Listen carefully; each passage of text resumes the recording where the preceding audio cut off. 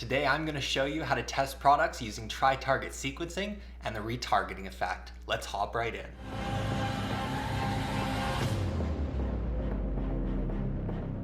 Hey everyone, so as you know, on every single one of my videos I offer a free consultation called the One Lucky Winner. All that you need to do is comment down below, welcome to the Creed, give this video a thumbs up, and make sure you hit that red button and become a member of the Creed, and you will be entered in to win. So the winner from the last video's consultation call competition is Ghani Abdi. All that you need to do is go find my link to my Instagram down below, send me a message, and we'll connect for a call. All right, now that we got that out of the way, let's hop right into this lesson. As you can see right here, this is my current ads manager for my dropshipping stores. One that I'm using right now is showing the ePacket interest targeting, and this is exactly how I go through and test products. As you can see here, quite a bit of money spent and a good amount returned. If we go back to the date when I initially started, which was back in March 15th, there we go. So as you can see, started out, nothing was doing that good. Amount spent 109 with a 28 back, and this was the initial testing. So I started out with a little bit of money, not that much, starting with about 20 interest ads, and then I expanded on into day 16, so March 16th, and as you can see here, same amount spent, but a much higher conversion value as we go through. And this is the exact product testing method. So as we come over here, the first thing that you're gonna wanna do is set up a creative. So when it comes to setting up a creative, what you wanna do is make sure that it's something similar to the competition, and at the same time you want to make sure that you can get it out there as fast as possible. So a lot of people will tell you don't do it. I'm going to straight up tell you, go out there and take other people's content. Obviously you want to customize it a little bit, but not too much. And there's two major reasons why you want to do this. The first reason is you want to be able to crank out this content as fast as possible so that you can test this product, and if it's not a winner, you can move on to another one. The second reason is if you're using content that's very similar to someone else's that's already doing numbers and already doing good, what this is going to do is you're going to actually get almost a retargeting effect of this person's other ads. So since these people, their customers, have already seen their ads but maybe didn't make a purchase, now that they're seeing your ads that are very similar, they may even think that you're the exact same company and make a purchase from you, and you get what I call the retargeting effect. So this will help you a lot when testing out a product because it can give you that initial momentum that's 100% crucial when starting out with a product. As we continue through here with the creative setup, include 2 creatives in each ad set. So I always start off with 2 creatives. I do this because Facebook, you never really know what it's going to optimize for, so it's always best to include 2 different types of creatives to give it the highest potential of finding what works best. Starting out with 1, it's very unlikely that the initial 1 is going to be perfect. That's why I'd like to at least add 1 additional variant, because that will give you a better chance of figuring out what works best right away. Coming through here, make sure you include your logo or your brand name somewhere. So when I say take someone else's ad, a customization can be something as simple as a couple chops here and there, and then just adding something to do with your logo partway through, at the beginning, or at the end.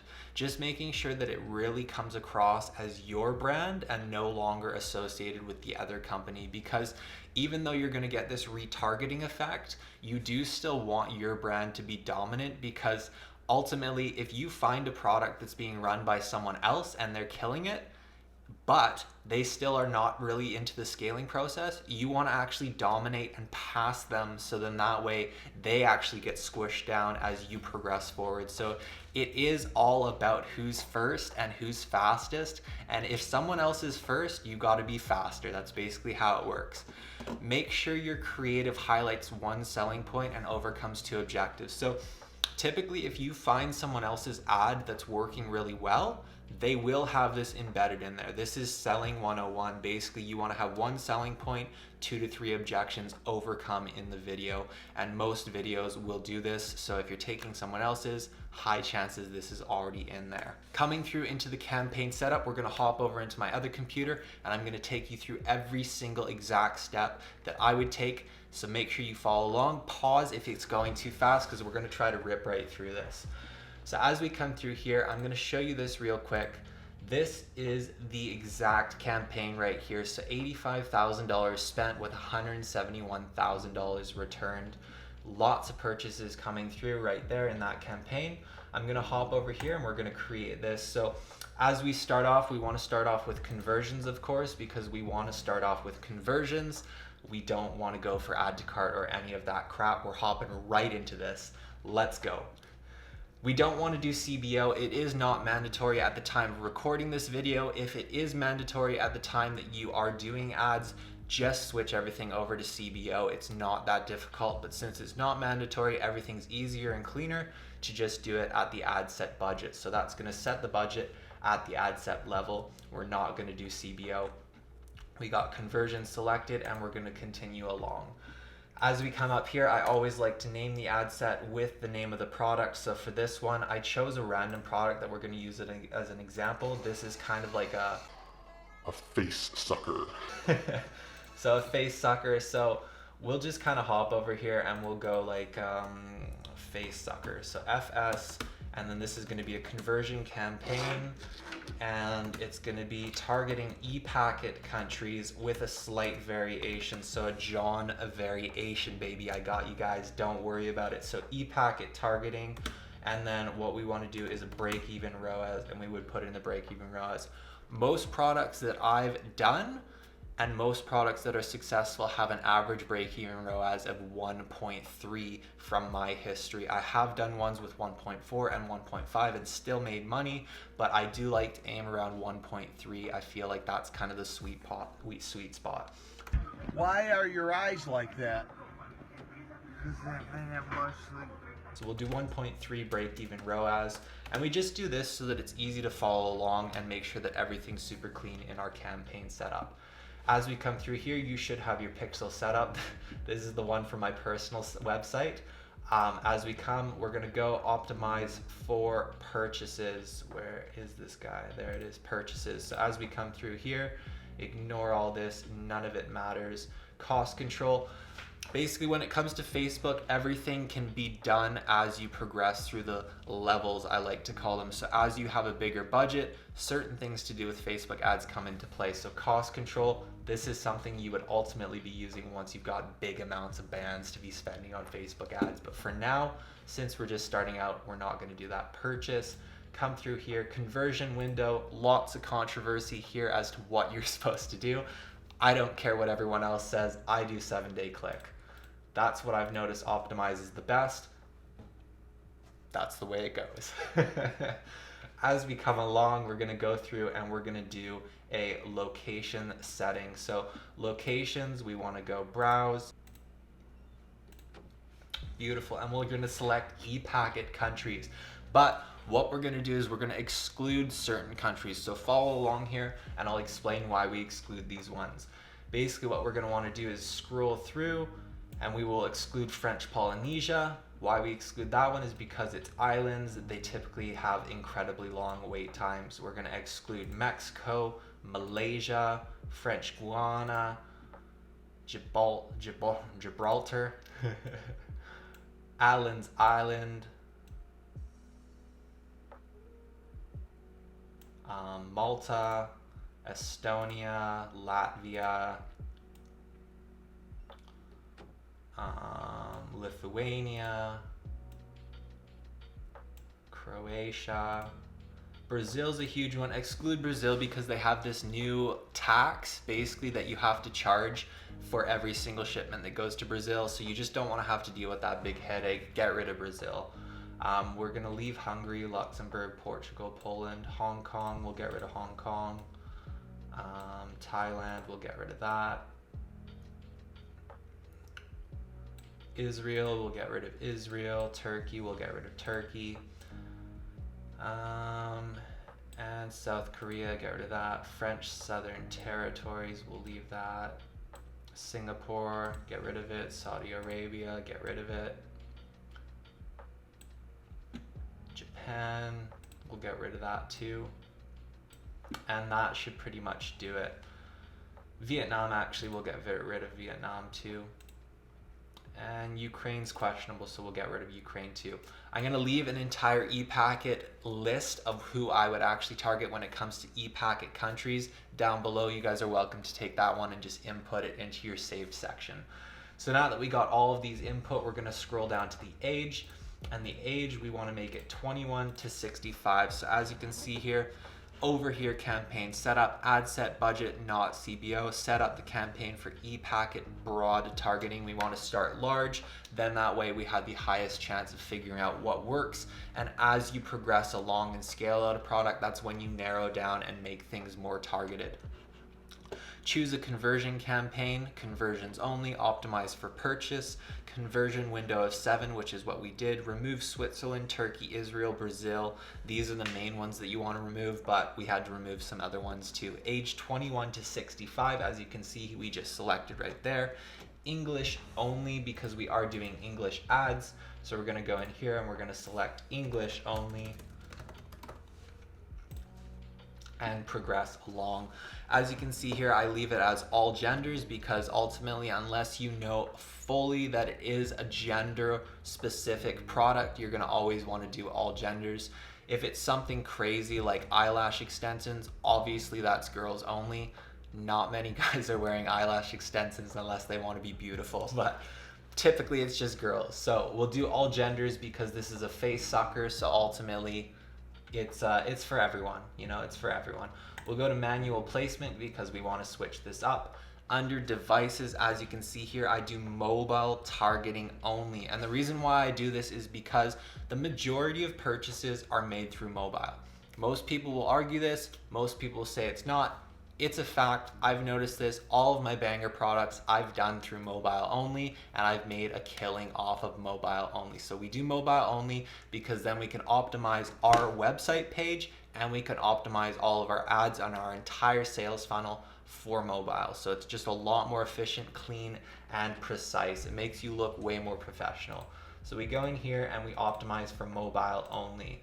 And then we come through, we're gonna get rid of audience network, messenger, and all we're gonna do is Facebook feed, Instagram feed, and Instagram stories. So we're gonna leave those ones.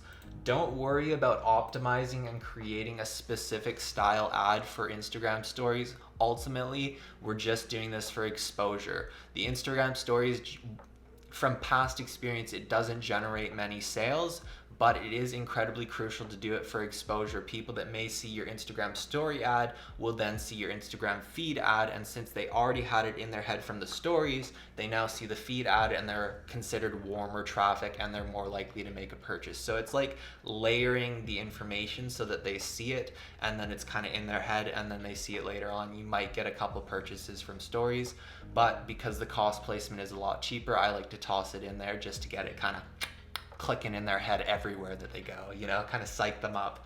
So we've got all of that through here. We come through, and as you can see here, feeds for Instagram, Facebook, and story. Daily budget 5 as a beginner, and I say 10 for intermediate. So when I say these levels, I basically mean how much money you have to spend and also skill level. Ultimately, if you have horrible skills but you have a lot of money, go ahead, toss $10 a day. You're gonna waste your money. If you have a good amount of skill, go and do $10 per day per ad set. If you have less budget and not as much skill, do $5 per day per ad set. That's perfectly fine. It still works today, and I can guarantee that because I have just been running ads using this exact method. So as we come along here, I'm just gonna click in there. Everything looks fine. We leave it on all devices so that we get the iPads and all of that beautiful stuff too. Daily budget, we're gonna go with $5 because that is what I just said. And then we wanna set the start date for the following day at 12 a.m. Basically, you do this so that it can start right at the beginning of the day and go the entire day without doing partial days, and then that way you won't be making decisions prematurely and you won't be making them off incomplete full data. So we'll do $5 a day. when you set up your first ad set, you're not able to select the exact date of starting. So what I do is I create the ad and then I launch it and then I just duplicate it, and then at that point you're able to select the following day and the start day. So little trick that you're able to do. So as you can see here, we got 320 million for the audience size, which obviously we're going to be taking down as we add in the detailed targeting. So as we come in here, you want to uncheck detailed targeting expansion, because again, this all comes in levels. As you have bigger budgets, you can start using that. As you have more money to spend, you can start using that. And I know this because I spend a ridiculous amount of Facebook ad budget and I use that button. So ultimately it comes down to how much you spend. As we're starting out and we're doing lower budgets, you don't want to be using that. We'll hop into the interest, and as we come along here, you'll see what I use for my ad experience for the customer and for the entire testing process. What I do is called try target sequencing. And this is incredibly crucial that you all understand the way that this works, because it's gonna get you ahead as you go through the testing phase and ensure that you're trying out these products, testing them successfully, and giving yourself the highest chance of achieving a successful test phase and then progressing on to the scaling process, because testing is supposed to be fast and then you go on to the scaling. So we use try target sequencing, and basically what that is we start with interest related directly to the product. So what I'll always do is start off with 20 to 25 interests. For those of you that have a little bit lower budget, ultimately you can use 15 interests, and we're going to be doing this over 3 days. So you basically start off with 20 to 25, 15 if you have less money to spend, and those interests are going to be doing directly related to the product. So for this product, since it's a face sucking machine specifically for health and beauty, I'm going to do skincare, because obviously that has to do with skincare. So we would do skincare.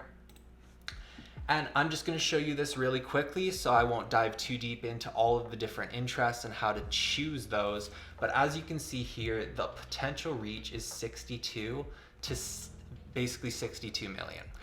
Not to anything, just 62 million. Skincare, basically what we're going to do is we have 62 million audience size here. What I always try to aim for is anywhere from 6 million to 15 million when doing e-packet targeting with mobile only.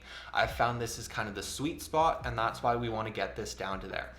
So basically when you're doing a product and you're using the initial interest targeting, which is directly related to the product, you will get a lot of big audience sizes just like this, where it's 62 million. So what you're gonna need to do is narrow it down. And there's two ways of narrowing down. Basically, if it's a really generalized product, like let's say a window cleaner or something like that, there's not really something else that you can narrow it down that's specific to that niche. So you would narrow down by engaged shoppers. But since this is a beauty product and it's in the health and beauty niche, basically what I'll do is I'll narrow down skincare to basically, I call it like a base interest. So it's a base interest to do with the niche that is very generalized, but it can be basically paired with skincare, because it's something that everyone who's interested in skincare will also be interested in. So skincare, we'll narrow it down by something like, we'll just put in beauty, beauty. That's pretty massive, but let's see what happens. Yeah, that didn't really do anything. So we'll choose something else, because that didn't really do anything. We'll do skincare narrowed down by personal care, sure. Okay, beautiful. So skincare narrowed down by personal care. Typically people that have an interest in personal care obviously want to take care of their skin. So personal care is a good base interest that you can branch and narrow down all of your other interests off. So personal care broken down from skincare, we got an audience size of 25 million, which is beautiful. The bigger audiences are honestly awesome. You just don't want them to be too big. So we've narrowed down by that. We have English only, and that pretty much is everything to do with your campaign. So as you come over here to the tri-target sequencing, as you can see, that would be the first stage. So skincare is directly related to this product because it's a skincare product. As we come in here, you would then transition to interest directly related to the niche. So as you can see, personal care doesn't really have to do with a skincare product, but it's an interest related to health and beauty, the niche as a whole. So you would want to find interests that are like that, interests that are related to the niche as a whole. And then when you basically what you would want to do after that, so that's day 2. Day 3, you would then want to go and transition to ideal customer specific interests. So as you go along and you collect more data, you basically want to take that data and utilize it to make sure that you're getting the best targeting as you go along. Interest targeting in general is more of a broad targeting way of targeting people. You know, you go into LLAs and you're getting a little bit more targeted. You go into exact targeting to do with people's unique ages or unique targeting to do with the platform, and that's again more specific. So when it comes to interest, we want to try to make it as targeted as possible while doing interest still. So with customer specific, to give you all an example, basically let's say we're doing this skincare product and I noticed that the majority of my customers making purchases are 23 to about 42. So I know the ideal age, and let's say that they've been showing an interest in health and beauty, skincare, gymming, protein shakes, you know, health supplements, all of that kind of stuff. So I have a general idea of who my customer is, the ideal customer. I'll give her a name, I'll call her Shelly, and basically what I do is I take that information and I choose interests that would be related to a Shelly. And it helps if you have a lot of personal experience with several different people in your personal life, because then you can imagine exactly what a Shelly would want, what a Shelly would be interested in. So me knowing a person, a girl named Shelly that's anywhere from 25 to 42 years old, and she kind of has an interest in healthcare, taking care of herself, all this stuff, immediately my mind would be like, okay, Shelly guaranteed likes stuff like meditation. Shelly guaranteed likes stuff like love. Shelly guaranteed likes stuff like Netflix. Shelly guaranteed likes stuff like reading fun books. Shelly guaranteed likes things to do with going for walks in the park or going to the beach or sun tanning, you know, to basically making their skin look nice. She likes doing stuff to do with makeup, anything like that. So you can take your ideal customer and you can create interests that aren't directly related to your product or your niche, but they are specific to your ideal customer, and that is day 3 and beyond. And you want to take these 3 different types of interest targeting and expand beyond them as you go along. Some incredibly crucial things as you go along is each level increases the accuracy of targeting while narrowing down your audience. So you want to start off with the first stage, and then you want to progress on to the second stage, and then you want to progress on to the next stage. You don't want to jump too fast. I say do these each day 1, day 2, day 3, because I'm doing higher budgets and I'm doing $10 per day. If you're doing $5, I would typically let it go a little bit longer and make sure that the ads have some time to optimize and give them a chance to truly show what they're capable of doing. If we come back over here, you'll see when I first started out back in March, way back in 2019 for some stupid reason. March. Okay, so we'll go to March 16th over here when it was first starting out, and we'll go to purchases. And as you can see here, right, we want to start out with something. Day 1 wasn't the best, right? Day 1 basically got no purchases. There wasn't a whole lot of activity. There was literally 1 purchase, and this is why you want to let it run a little bit longer, because day 2, right, we went from a total of 0.26 for the entire campaign. Day 2, we went up to a 2.16, and it was the exact same ad spend budget. So letting the ads give a bit of time to optimize is absolutely crucial. So as we come through here, the main things to remember, make sure you go through the stages of the tri-targeting sequence in order. And you want to do this because stage 3, when you're doing interest targeting based on the customer that's an ideal customer, you won't have enough data to create your ideal customer image. quite yet. You need to basically collect data so that you can create that ideal customer based off a good amount of data. Stage 2 is niche specific. So obviously you don't want to be hopping into niche specific until you've exhausted all of the ones that are product specific. Those two are very closely related, but ultimately you do want to do them in the stages of the try sequence. So make sure you follow along and do it that exact way. If possible, make sure you're make sure you're using a creative very similar to your competition. If you can't make sure you create a quality creative, horrible typo there, don't worry about it. So obviously you want to make sure that your creative is very similar for those two major reasons. A, it makes it so that you can crank out ads really fast and test products very quick. B, it's because you're going to get that retargeting effect, basically creating an illusion that you are this exact same product and the exact same brand as the competition that has already gone through the testing phase and is now building out their audiences. You will then get their customers purchasing from you because they think that you are the exact same store. So this is huge, especially when starting out, because it's going to give you a footstep ahead without having to do that initial stages. You're going to get some purchases from the other the other business's hard work. So it's a win situation basically. Always optimize for purchase during the testing phase, because purchases are what we are going for. So we don't optimize for anything other than purchases, because you're just going to get false data and you won't be able to make decisions based off the correct metrics and all of that stuff. Make sure you gradually increase your total amount of active ads every single day.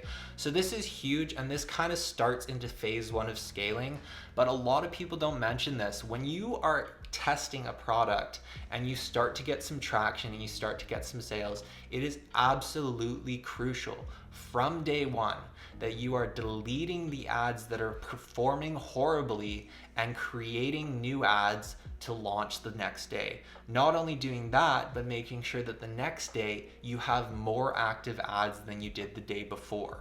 So typically my product testing will go 3 to 5 days, and I'm increasing my total amount of ad sets every single day. So if I have 15 ad sets that are launched the first day, and at the end of the day I kill 5 ad sets, what I'm going to do is I'm going to create 10 new ad sets to launch the next day, so that I have a total of 20 active ad sets the next day. So as you can see, I'm gradually increasing the total interest ad sets every single day to ensure that I'm continually pumping up the budget and gradually increasing as we go. It's like a step scaling process while testing that's absolutely important and is incredibly powerful for testing out products.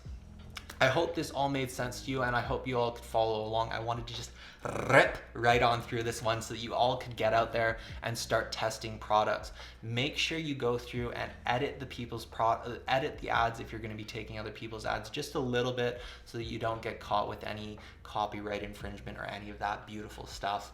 And I will see you all on the next video. If you haven't joined the Creed, 100% go ahead, hit that red button, become a member of the Creed. It is one of the coolest YouTube channels out here right now, and I'm dropping so much cool content. If you have anything that you want to see on the next video, leave a comment down below and I'll get right to it. Thanks so much.